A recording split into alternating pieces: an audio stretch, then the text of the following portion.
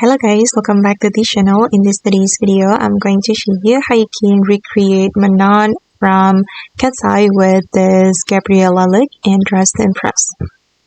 Okay, let's get into it guys. This is for the outfit. Alright, to make the tutorial faster, I'm going to immediately show you the items that you need to choose to create this look.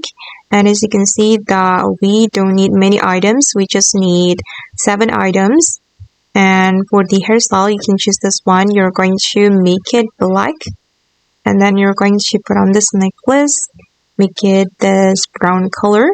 And then this dress. And then you can make it this color for all the selection.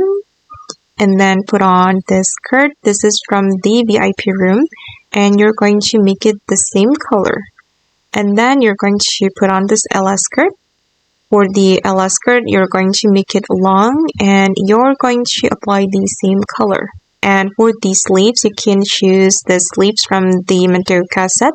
And make it the same red color. And the last one, you can put on this heel, make it the same color. And finally, you will have this look. Okay guys, and that's all the way to recreate Manon from Katseye with this Gabriella look and Dress to Impress. I hope this video will be useful for you. Thank you so much for watching and bye!